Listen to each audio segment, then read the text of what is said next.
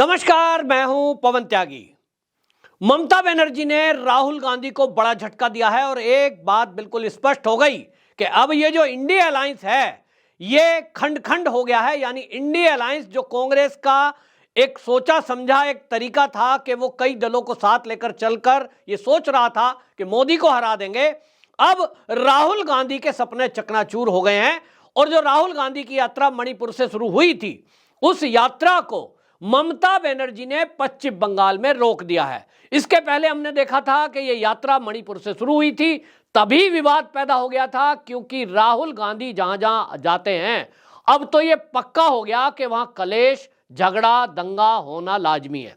मणिपुर में जैसे ही वो पहुंचे वहां दंगा हुआ, फिर असम में पहुंचे तो वहां जिस तरह से इन्होंने नाटक नौटंकी मंदिर के दर्शन की उसको लेकर भी हेमंत बिस्वा शर्मा ने जिस तरह से वहां एफआईआर की है, क्योंकि पुलिस वालों पे हमला किया गया, बैरिकेड्स तोड़े गए। और इसको देखते हुए जो ये ड्रामा कर रहे थे 22 जनवरी को जब रामलला की प्राण प्रतिष्ठा हो रही थी, तो ये सवाल उठ रहा था कि आखिरकार राहुल गांधी ने आज ही का दिन मंदिर में जाने की जिद क्यों पकड़ी।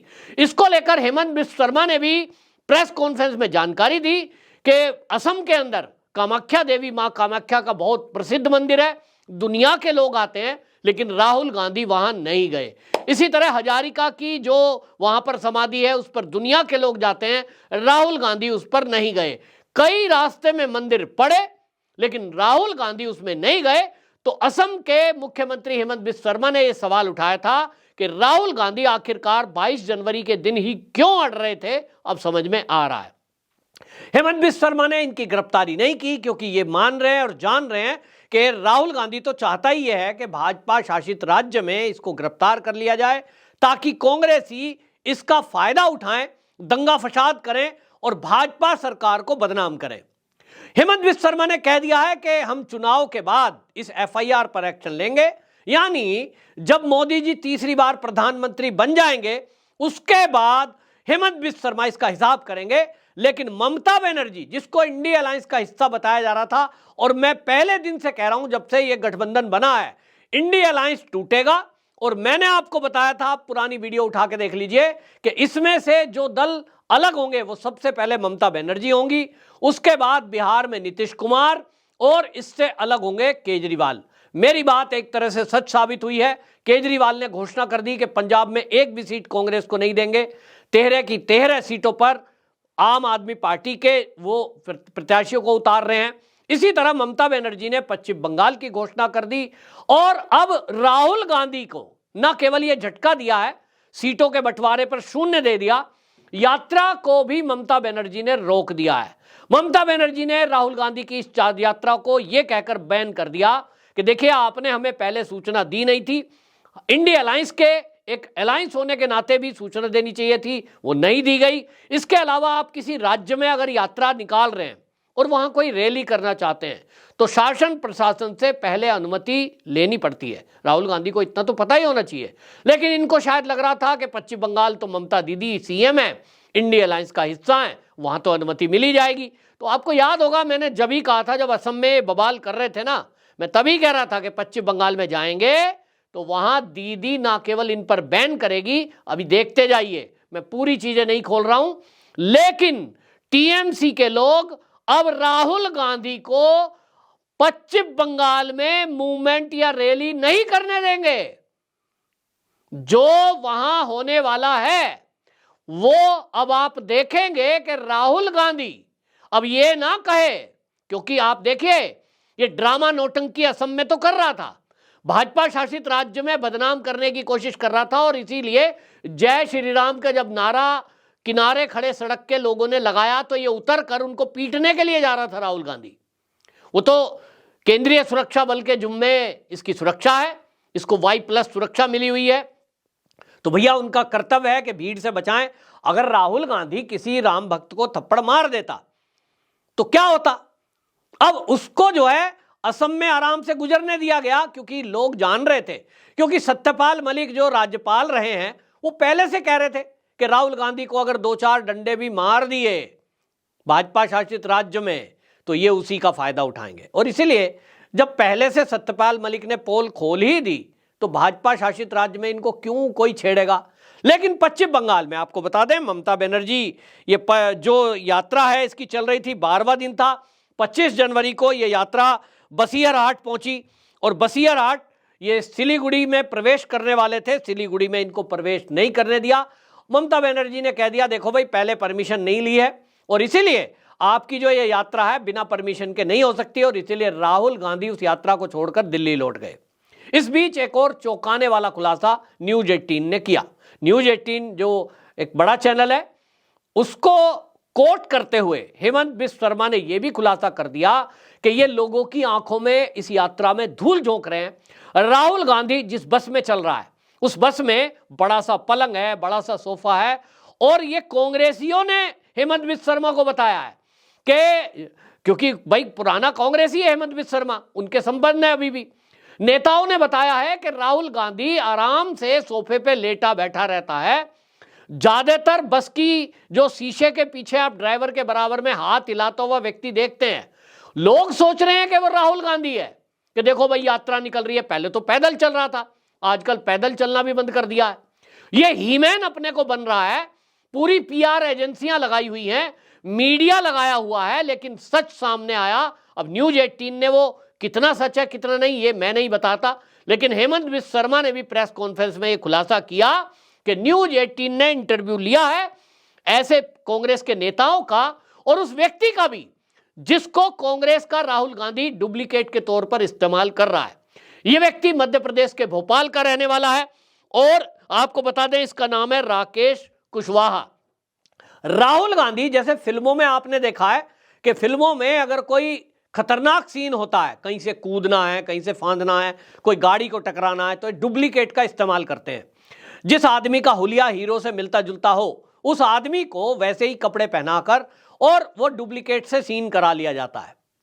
तो राहुल गांधी का पोल खुला है कि ये तो इस यात्रा में डुप्लीकेट का इस्तेमाल कर रहा है। यानी जो लोग शीशे के पीछे गाड़ी में बस में खड़ा हुआ हाथ हिलाता हुआ राहुल गांधी जिसको सोच रहे थे सफेद टी शर्ट में खड़ा, वो दाढ़ी में शख्स वो तो असली है ही नहीं। वो आप सोचो पता लगा राकेश कुशवाहा है, मध्य प्रदेश का है, और उसका न्यूज 18 ने इंटरव्यू किया है और वो कह रहा है साहब मैं तो बड़ा भाग्यशाली हूं, मेरी शक्ल राहुल से मिलती है। तो देखिए कितना बड़ा घोटाला और घपला है ये कांग्रेस का, कि सोचिए ये बस के अंदर खड़ा होना भी, पैदल चलना तो दूर है, खड़ा भी नहीं हो सकता, वहां खड़े होने के लिए भी किसी और को हायर कर लिया गया है। अब पर डे के पैसे दिए जाते हैं, क्या कर रहा है, लेकिन इनकी चाल देख लीजिए। ये जो यात्रा इसने निकाली है ना कश्मीर से कन्याकुमारी तक, अब तो तय हो गया कि वहां भी डुप्लीकेट को ही चला दिया होगा। आधे टाइम बता रहे हैं कि ये राहुल गांधी तो आराम करता रहता है। यानी एक घोटाला दर घोटाला हुआ कांग्रेस में, एक घोटाला यात्रा में भी हो गया। डुप्लीकेट को सड़क पे चला दिया, डुप्लीकेट को लोगों के सामने ला दिया और राहुल गांधी वाह लूट रहा है। हालांकि ममता बनर्जी ने इस यात्रा को झटका दे दिया। यह यात्रा वीरभूम, उत्तरी दिनाजपुर, जलपाईगुड़ी, दार्जिलिंग, उत्तरी दिनाजपुर और मालदा मणिपुर होते हुए बिहार में प्रवेश करनी थी, लेकिन जब तक यह यात्रा राहुल गांधी की बिहार में प्रवेश करेगी तब तक, अब पश्चिम बंगाल से गुजरेगी तो पश्चिम बंगाल में कांग्रेस साफ, 2 सीट देने की ममता दीदी ने बात की थी, अब 2 पे भी 0 हो गया है। और जब ये यात्रा, आपको बता दूं 28 तारीख का इसका तय है कि ये जो है सिलीगुड़ी से होकर बिहार में प्रवेश करेगी 29 जनवरी को। तो आज ये खबर आ गई है कि बिहार से कांग्रेस के 19 में से 14 एमएलए वो नीतीश कुमार की जेडीयू के साथ, यानी नीतीश कुमार को समर्थन देने जा रहे हैं। एक तरह से कहें इनडायरेक्टली तो एनडीए का हिस्सा बनने जा रहे हैं।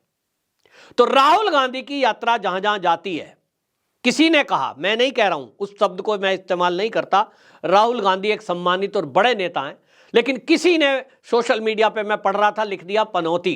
अब भाई मैं पनौती तो नहीं कह सकता हूं राहुल गांधी को, लेकिन लोग कह रहे हैं कि ये अखिलेश यादव के साथ गया तो उसके लिए पनौती सिद्ध हुआ, उसका बंटाधार कर दिया।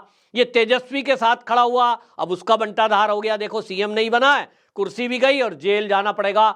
ये जहां जहां जाता है, जिसके साथ खड़ा होता है, उसी का सफाया कर देता है। अब ये राहुल गांधी के ग्रह नक्षत्र हो सकते हैं भाई, मैं तो पनौती जैसा शब्द राहुल गांधी के लिए नहीं कह सकता, लेकिन भाई जनता कह रही है तो उनको कौन रोक सकता है। लेकिन अब ये सिद्ध होता दिखाई दे रहा है। राहुल गांधी यात्रा निकालते हैं कश्मीर से कन्याकुमारी तक, 5 राज्यों का चुनाव होता है और उसमें से मात्र एक पर कांग्रेस सिमट कर रह जाती है, सब जगह सूपड़ा साफ। और अभी यह यात्रा चली है मणिपुर से। अब नॉर्थ ईस्ट में चुनाव होंगे, क्योंकि अब 2024 लोकसभा चुनाव होना है। आप देखेंगे कांग्रेस का सूपड़ा साफ होगा, असम में भी साफ होगा, नॉर्थ ईस्ट में सब जगह साफ होगा, मणिपुर में भी जहां ये शुरुआत करके आया है, भले ही कितने ही लोगों को हायर करके दिखा दिया हो, वहां भी साफ होगा।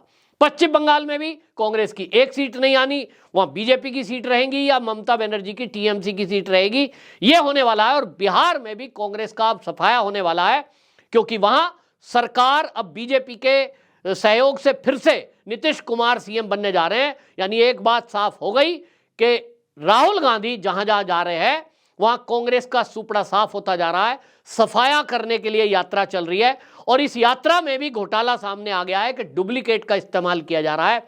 इससे बेशर्मी की बात क्या होगी कि ये जनता की आंखों में धूल झोंक रहे हैं, यानी प्रचार भी इनसे ठीक से नहीं हो रहा है। तो ममता दीदी ने इन पूरे इंडिया अलायंस को धक्का दे दिया है, झटका दे दिया है, और यही झटका अब नीतीश कुमार देने वाले हैं बिहार में।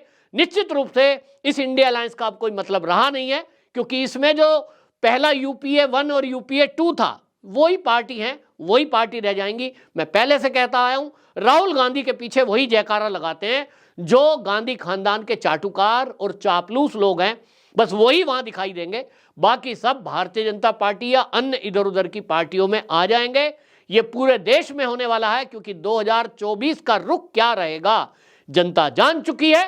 मोदी जी ही तीसरी बार देश के प्रधानमंत्री बनने जा रहे हैं, और इस बार 100 सीटें भारतीय जनता पार्टी की बढ़ने जा रही हैं। रिकॉर्ड मतों से मोदी जी तीसरी बार देश के प्रधानमंत्री बनेंगे। तब फिर राहुल गांधी के पीछे कोई क्यों खड़ा होगा? आपकी क्या राय कमेंट बॉक्स में जरूर बताएं। वंदे मातरम।